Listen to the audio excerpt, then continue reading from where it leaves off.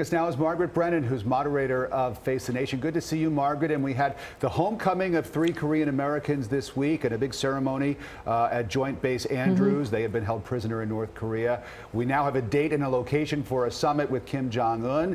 The administration's got to feel pretty good about this week in terms of North Korea at the very least. They absolutely do. You're right, Rick. The Trump administration is already really celebrating these victories that are very significant, clearly, for the 3 Americans who have been in captivity in some pretty harsh conditions. But in the scope of the diplomatic ask that they now have, this is the easiest part.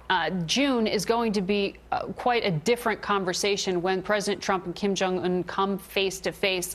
Secretary of State Mike Pompeo is going to join us here on Face the Nation on Sunday to talk about exactly what Kim Jong-un has agreed to at this point. So far, no word of new concessions in terms of his willingness to negotiate away his nuclear arsenal, just to stop testing for the moment. And so Mike Pompeo, when he joins us on Sunday, will be talking to us about what he actually was able to accomplish in that 90-minute face-to-face he had with Kim Jong-un. We'll also talk to him about that decision President Trump made to walk away from the existing deal to freeze Iran's nuclear development, which has caused many of our allies to be very concerned that America has broken that commitment. And Margaret, polls are showing the president's approval numbers are up while the lead the Democrats had in the midterm races appears to be shrinking. Is there a sense now that this political landscape is shifting a little bit?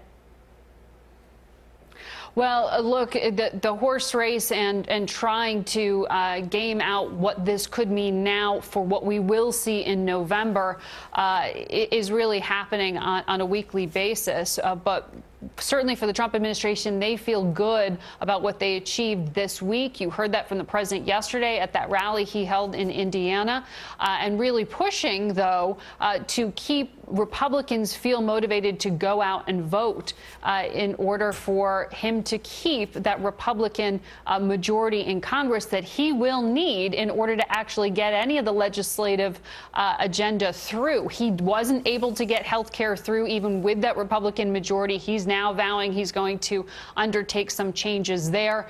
So the president, as many presidents are able to do, can achieve more on the national security front and the foreign policy front than they're actually able to do when it comes to things they have to work with Congress on. And so that's why November will really be a referendum on not just his presidency, but it could put some handcuffs on what he's able to achieve politically as well. Margaret, showing off a little bit of a new set there for your program. We see it behind you, but we'll get the full view of it coming up this Sunday. We look forward to that. And you can catch Margaret and the new Face the Nation set. And as she said, Secretary of State Mike Pompeo, Republican Senator Lindsey Graham, and former Secretary of Defense Bob Gates all Sunday morning at 10:30, only right here on CBS 4. Thanks, Margaret.